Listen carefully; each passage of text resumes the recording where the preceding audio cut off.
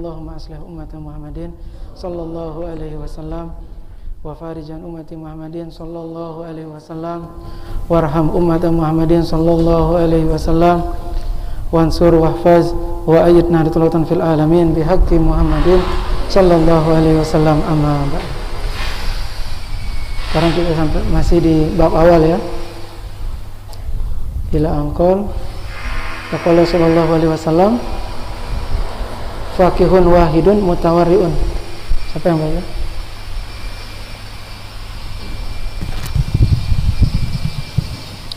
Bismillahirrahmanirrahim. Wa bi sanadil muttasil ila al-Imam al-Hafiz Jalaluddin Abdurrahman ibn Abi Bakar As-Sayyuti rahimahullah ta'ala wa adama Allah naf'a bi ulumihi fid dharain amin.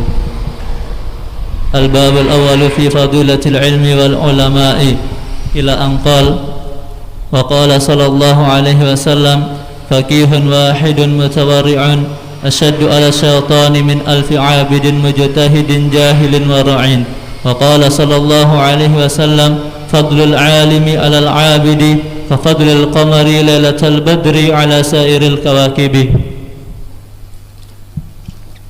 وقال صلى الله عليه وسلم من انتقل ليتعلم علما غفر له قبل أن يخطو.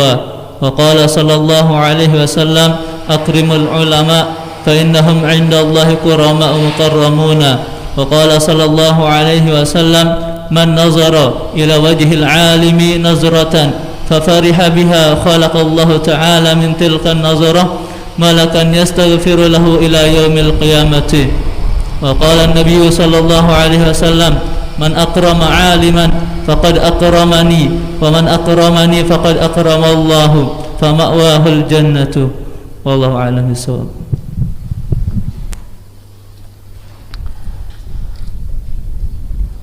Hadis yang pertama, qala sallallahu alaihi wasallam faqihun wahidun mutawarriun. Nah, di sana dijelaskan orang ya, seseorang yang ahli dalam ilmu fikih ya, lebih atas derajatnya dari orang yang ahli dalam ilmu ibadah. Maksudnya di situ ilmu ibadah, dia ahli ibadah tapi dia jahil, ya kan? Tapi kalau dia ahli ibadah tapi dia juga seorang yang ahli, yang alim dalam ilmu fikih, ya jelas derajatnya sama. Jadi keilmuan di situ yang dilihat.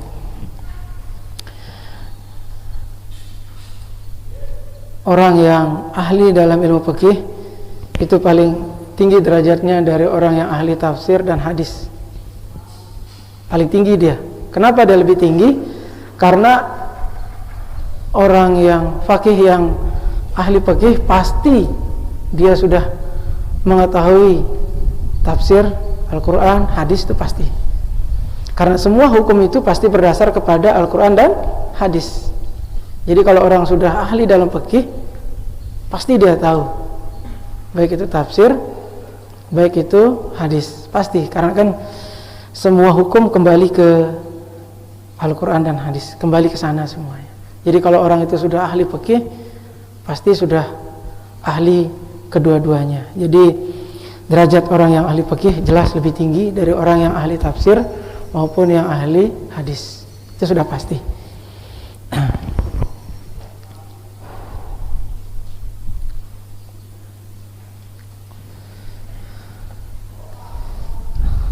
Hadis yang berikutnya waqala sallallahu alaihi wasallam, masalah ilmu di sini ya. Kelebihan orang alim dari ahli ibadah juga di sini. Sama dia. Cuma saya ingat dari Syekh Abdullah Al-Lahji ya. Kalau kita mau mendalami dalam hal ibadah, ya kita disuruh membaca Safinatun Najah. Itu pasti. Karena di situ penjelasan masalah ibadah lebih banyak di situ. Makanya dari Syekh Abdullah Al-Lahji mengatakan Safinatun Najah dibaca kalau lebih memperdalam ibadah. Kalau masalah kita mau jadi ahli dalam fikih, kita futuh dalam ilmu fikih, ya kita harus baca kitab Al-Bajuri. Tapi tidak boleh terputus. Jadi misalnya sekarang ada pengajian Bajuri, sekarang hadir, nanti enggak, atau mungkin sedang pengajian pergi kamar mandi, itu tidak boleh. Harus full kita baca. Kenapa? Karena letak kebarokahannya ya di semua ibaratnya itu. Jadi tidak boleh ada yang terlompati. Kalau kita mau baca atau kita mau ngaji, tidak boleh ada yang terlompati. Misalnya ada masahnya yang membuka kitab ini, ya usahakan jangan sampai tidak hadir, karena kebarokahannya itu dari sana, dari penulisnya memang dari sana. Jadi tidak boleh ada yang terputus, tidak boleh ada yang tidak hadir, karena di Hasyiah Al-Bajuri di sini, di situ kebarokahannya sangat luar biasa. Itu hanya 2 jilid ya, hanya 2 jilid di situ. Dulu zaman Nenek Maulana saya juga banyak kitab-kitab yang beliau ajarkan malam. Biasa jam 9 mulai setelah Isya. Masih kita sudah, alhamdulillah yang di Ma'had beliau sudah ikut ngaji sama Nenek Maulana saya. Itu tetap beliau membuka kitab fikih setiap malam, hampir setiap malam beliau buka jam 9 di saat kalau memang beliau ada kesibukan ya tidak, itu mulai jam 9 malam kadang-kadang habis Isya, karena kan beliau antara maghrib Isya wirid beliau biasa. Nah setelah Isya udah selesai beliau mudaharan semua, beliau ngajar. Itu dari Nenek Maulana saya dulu. Beliau sangat luar biasa dalam fikih beliau. Alhamdulillah para masyayikh kita di sini juga sudah beliau ajarkan semuanya.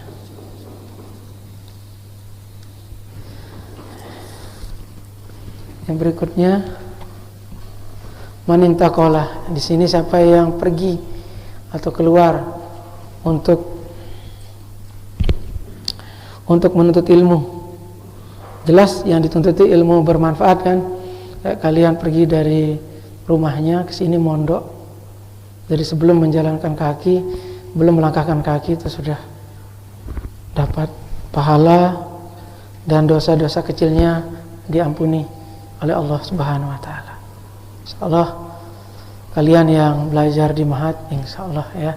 Karena kebarokahan dari pendirinya, kebarokahan dari masyayikh di sini semuanya murid dari Maulana Syekh, bagaimanapun ini Maulana Syekh tersambung pipa ilmunya sampai Nabi kita, Nabi besar Muhammad sallallahu alaihi wasallam. Jadi semua itu tersambung. Jadi banyak saya lihat yang mau sekolah di Ma'had hanya untuk kebarokahan macam, tidak terlalu untuk ilmu, mungkin karena ada sibukan, ya tidak jadi masalah. Karena memang dari Nenek Maulana Syekh, orang sekolah di Ma'had ini ya untuk kebarokahan cuma satu, usahakan jangan sampai sering tidak masuk, itu saja.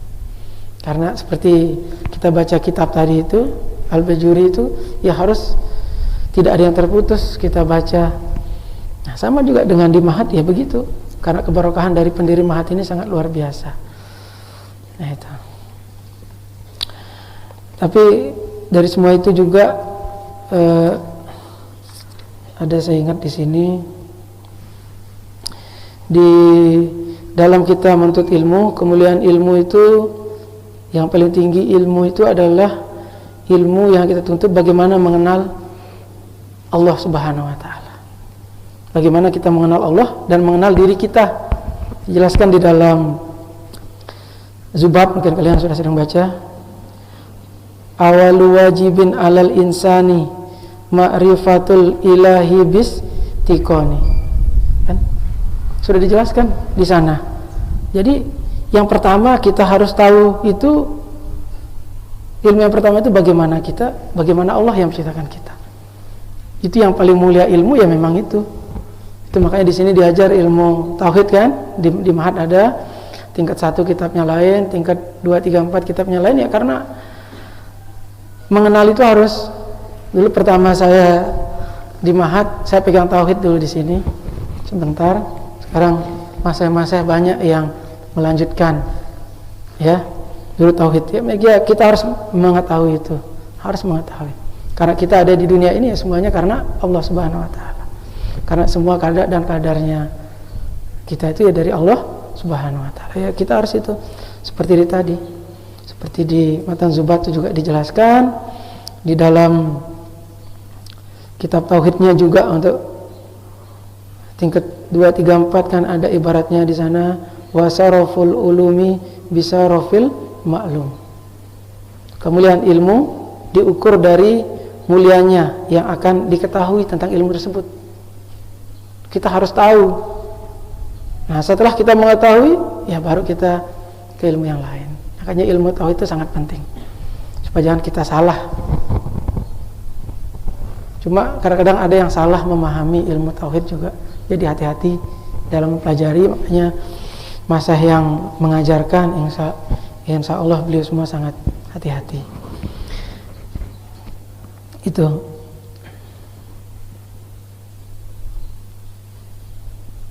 Ya, kita mau mengetahui Allah, ya kita harus mengetahui 20 sifatnya. Kita harus hafal Asmaul Husna. Hafal semua di sini? Itu semua. Kalau kita tahu dari sifatnya, ya sudah. Ya, kita ini kan hanya hambanya, hanya ciptaannya. Itu yang perlu kalau menurut saya. Hadis berikutnya akrimul ulama di sini. Yang berikutnya jadi di sini penjelasannya masalah ulama semua, masalah ilmu, ulama, ilmu itu saja. Menghormati ulama itu ada beberapa yang menurut saya ambil dari sini juga, dan sebagian dari yang sudah saya pelajari di Sholatiyah dan lain sebagainya. Yang pertama itu ulama itu pasti ya di sisi Allah Subhanahu Wa Taala sangat mulia. Pasti ulama, seorang yang alim itu sangat mulia karena seperti tadi dia mengetahui dulu Allahnya, kemudian seorang ulama ya walaupun dia ahli fikih, ahli hadis, ahli tafsir dan lain sebagainya, itu ulama semua dengan bidangnya masing-masing.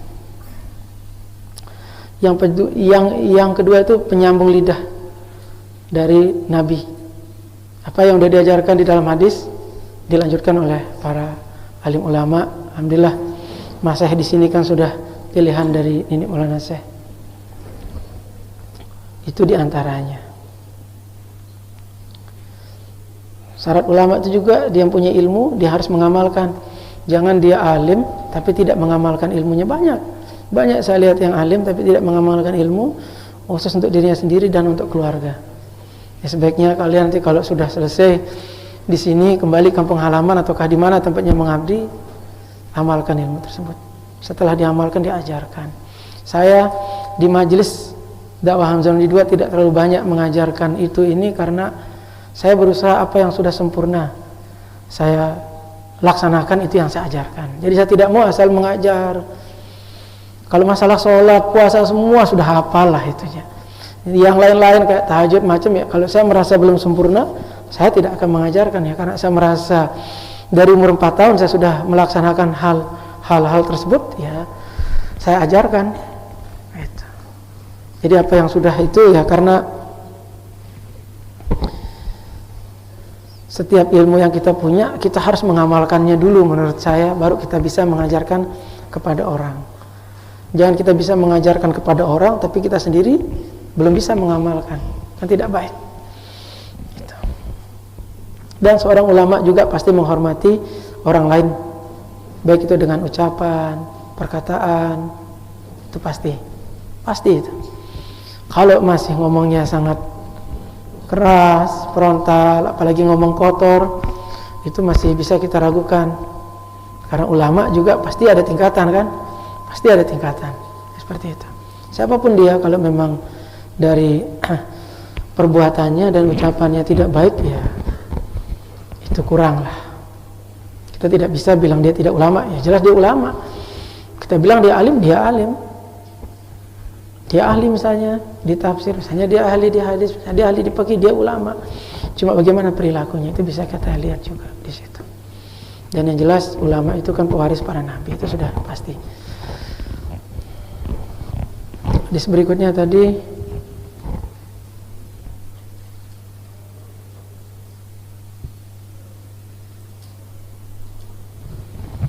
man nazara di sini. Ya. Siapa yang melihat wajah orang alim, ya, siapa yang melihat wajah orang alim satu kali pandangan, tapi pandangannya itu dengan gembira dengan melihat wajahnya, Allah Subhanahu wa taala menciptakan satu malaikat yang akan mendoakan agar dosa-dosanya diampuni oleh Allah Subhanahu wa taala. Itu banyak juga di hadis-hadis yang lain penjelasan yang lain juga ada situ. Ya, alhamdulillah kita di Sholatiyah, di luar Sholatiyah juga, alhamdulillah dari Nik Maulana saya juga hadis musalsal birru'yah juga sudah kita terima, alhamdulillah. Dan Tuan Guru Marzuan juga sudah menerima di situ. Itu alhamdulillah. Jadi dari para ulama sudah melihat, dari para sahabat kan melihat Rasulullah, sahabat ini terus, para ulama sudah melihat sahabat terus sampai sekarang. Jadi kita melihat guru kita yang menjazahkan kita, berarti itu tersambung langsung seolah-olah kita melihat Nabi kita, Nabi besar Muhammad Sallallahu Alaihi Wasallam. Itu dia hadis musalsal birru'yah. Alhamdulillah saya sudah beberapa kali dijazahkan sejak belum mengerti hadis saya dulu, tapi diajarkan oleh Nik Maulana Syekh di Mekah lagi, oleh beberapa ulama, oleh Syekh Majid juga, beliau menjazahkan hadis musalsal birru'yah ini. Jadi itu tersambung, nanti ada penjelasannya di hadis berikutnya juga. Ada penjelasannya yang lebih lagi di sini nanti. Hadis berikutnya waman akramal ulama, dia bilang di sini ya. Siapa yang menghormati orang alim, berarti dia akan menghormati Nabi. Siapa yang menghormati Nabi, berarti dia menghormati Allah Subhanahu wa taala. Jadi ya jelas balasannya adalah surga. Surga. Makanya itu perlunya kita pelajari ilmu tauhid. Bagaimana kita menghormati, salah satunya ya menjalankan perintahnya, menjauhi larangannya. Ya. Itu sudah salah satu kita menghormati di situ. Kadang-kadang kita banyak menyepelekan hal, sudah saya jelaskan di sini. Misalnya masalah sholat saja, azan nanti dah dulu, waktu masih tinggal 1 jam dia habis, nanti dah dulu, kan kita menyepelekan di situ. Berarti kita tidak menghormati dong. Sudah saya jelaskan juga di sini. Kalau kita sholat awal waktu, ada maksudnya di situ, ada energi positif di situ. Setiap selesai azan, langsung kita sholat di situ.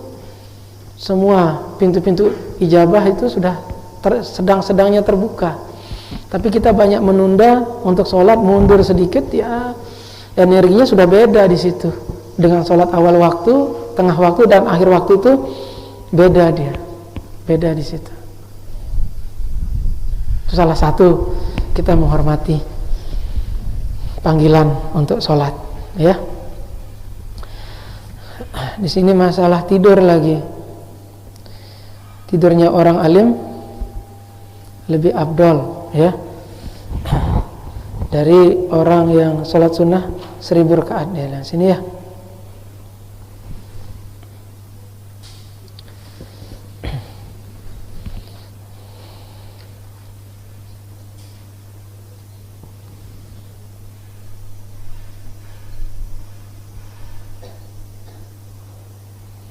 Kalau ahli ibadah itu jahil, tapi kalau ahli ibadah itu tidak jahil ya tidak, karena sekarang banyak tuan gurunya juga di sini yang wirid, yang ahli ibadah kan banyak.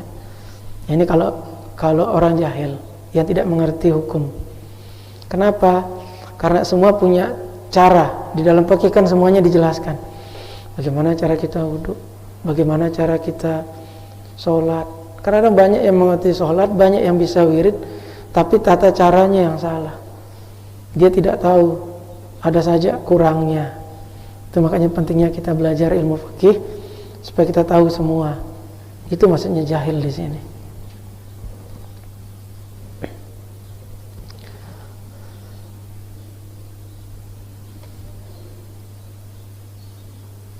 Dibaca lagi. Waqala Nabi man ta'allama. وقال النبي صلى الله عليه وسلم من تعلم بابا من العلم يعمل به أو لم يعمل به كان أفضل من أن يصلي 1000 ركعة تطوعا. وقال النبي صلى الله عليه وسلم من زار عالما فكأنما زارني ومن صافح عالما فكأنما صافحني ومن جالس عالما فكأنما جالسني في الدنيا ومن جالسني في الدنيا أجلسته معي يوم القيامة. Yang jelas di situ masuk dia tadi yang hadis musalsal birru'yah. Siapa yang ziarah ke orang alim berarti ziarah ke Nabi, kan? Jadi masuk semuanya di situ ke dalam musalsal birru'yah di situ tadi. Barang siapa yang sudah ziarah ke orang alim, sudah salam kepada orang alim, di situ dijelaskan juga duduk bersama orang alim seolah-olah dia pernah duduk bersama Rasulullah. Berarti duduk bersama Rasulullah berarti nanti di yaumil qiyamah ya kita akan duduk bersama beliau, insyaallah ya. Kita akan duduk, anak kalian semuanya kan belajar hadis di sini, ada Bulughul Maram dan lain sebagainya. Insyaallah ini juga akan kitab hadis yang kita baca, insyaallah di situ. Cuma nanti kalau penjelasannya nanti kita lihat gimana, mungkin di Zikrul atau di apa bisa di sini. Ya. Hadis musalsal nanti kita tanya masa-masa yang lingsir itu bisa supaya kalian semua dapat ijazah dari guru-guru kami dulu yang di Mekah. Kalau saya pertama kali terima ijazah ini dari Nenek Maulana saya langsung hadis musalsal birru'yah. Beliau menjelaskan saya masih kecil dulu. SD lah. SD saya sudah balik di situ, udah SD mau masuk sanawiyah. Di situ beliau ijazahkan saya ini. Beliau baca, beliau menjelaskan saya tentang hadis musalsal birru'yah dan lain sebagainya. Itu kalau kita sudah dijazahkan, ya insyaallah pipa kita tersambung sampai Nabi besar Muhammad SAW. Itu insyaallah. Masa-masa kita di sini juga sudah luar biasa. Itu rata-rata sudah berkali-kali, bukan satu kali ketemu sama ulama satu lagi di pengajian umum di Mekah, sampai di atas gunung dulu di Habib Umar Ajelani kita ngaji di atas gunung sekali sebulan kadang-kadang di sana, dapat kita ijazah. Lagi maulid dapat kita ijazah, ya begitulah. Alhamdulillah dari para ulama sekian kali ijazah itu. Cuma yang paling inti kalau saya ijazah pertama kali itu dari Nenek Maulana saya, itu yang pertama. Karena bagaimanapun kan ijazah beliau langsung dari guru beliau Syekh Hasan Masad, Syekh Amin Al-Qutbi, langsung beliau dulu. Ya dari sanalah ilmu-ilmu itu. Cuma dulu kita belum paham karena masih kecil. Cuma beliau sudah menjazahkan, tapi beliau menjelaskan di situ. Akhirnya kita pahamlah sedikit. Setelah kita di MAK dulu sebentar, terus ke Mandua, terus ke Mekah, ya baru saya tahu semuanya tentang ilmu hadis dan lain sebagainya. Alhamdulillah semua itu keberkahan dari Nenek Maulana Syekh, ya. Kita bisa kenal sama orang-orang yang para ulama, bisa mengenal, dan juga bisa saling kenal. Beliau mendoakan, alhamdulillah, itu kita bersyukur.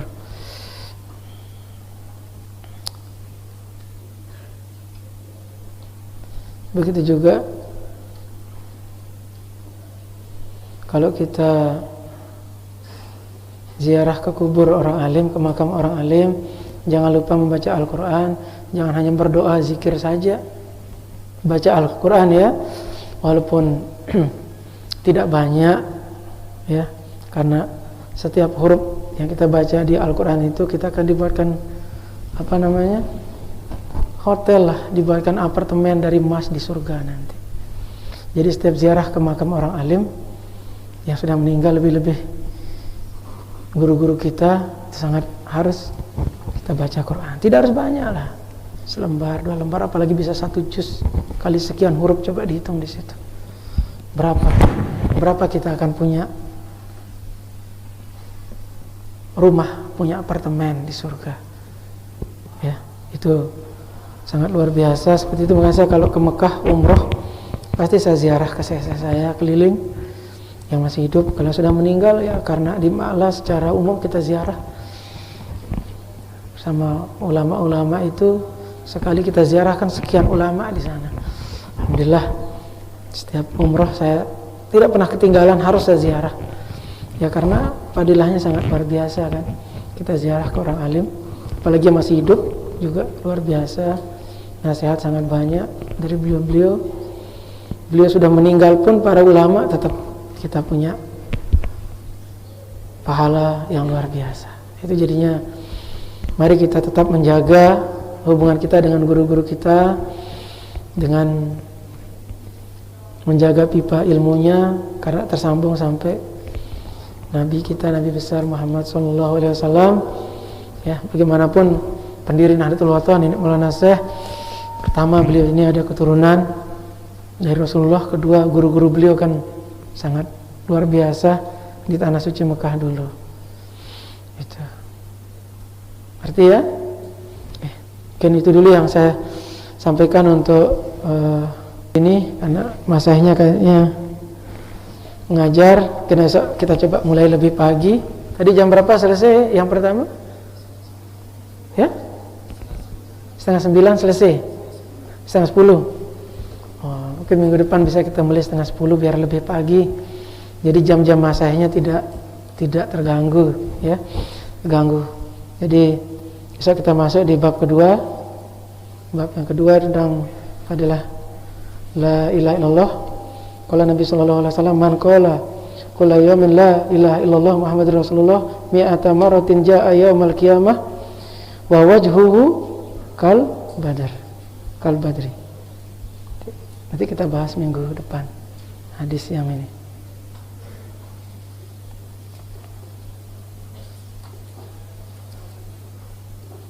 Ya.